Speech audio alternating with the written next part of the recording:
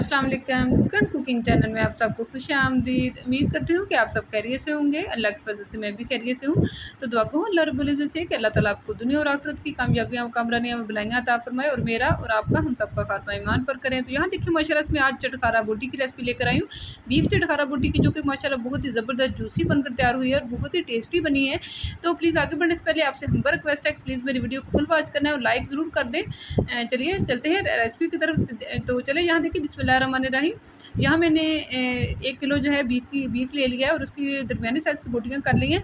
तो अब इसमें क्या क्या डलेगा, तो 2 चम्मच इसमें मैंने खाने वाले धनिया पाउडर ले लिया है और 1.5 चम्मच जो है 1.5 चम्मच जो है मैंने ज़ीरा ले लिया है, साबुत ज़ीरा ले लिया है और 1.5 चम्मच जो है मैंने इसमें गरम मसाला पाउडर ले लिया है और 1 चम्मच मैंने इसमें सुरख मिर्च ले लिया है और हाफ़ टी स्पून हल्दी ली है। सुरख मिर्च इसलिए एक ली है क्योंकि मेरी एक्स्ट्रा हार्ड है, तेज़ है, जो स्पाइसी है ज़्यादा, इस वजह से एक ली है और साथ 1 चम्मच मैंने नमक ले लिया और साथ एक देखिए मीडियम साइज़ का प्याज मैंने ले लिया है।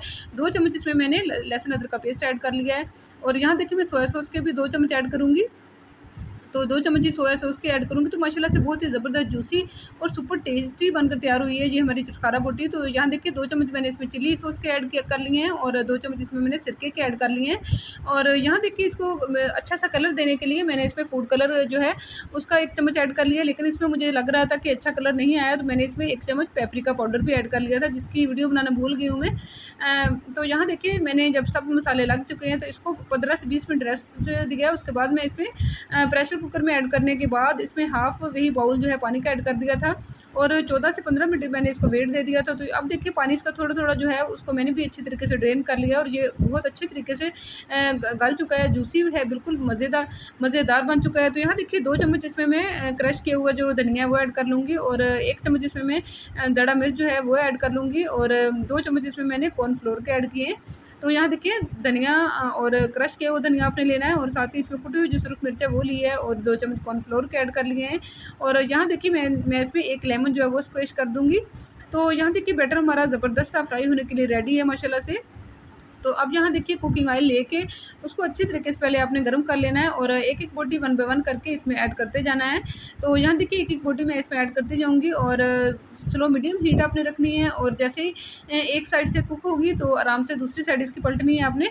तो ये आराम से 6 से 7 मिनट इसको लगते हैं तो ये कुक हो जाती है। यहाँ देखिए माशाल्लाह से कलर भी आप चेक कर सकते हैं और ये बहुत ही ज़बरदस्त जूसी अंदर तक टेस्ट इसका गया था, बोटी का फ्लेवर मज़ेदार बनकर तैयार हुई है चटखारा बोटी।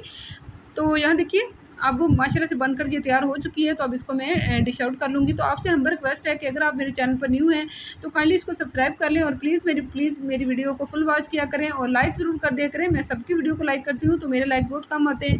तो यहाँ देखिए मज़ेदार सी जूसी हमारी बीफ चटखारा बोटी रेडी है। तो चलिए मिलते हैं आपको अगली मज़ेदार सी रेसिपी के साथ। तब तक के लिए कुक एंड कुकिंग चैनल की तरफ से सबको अल्लाह हाफिज़।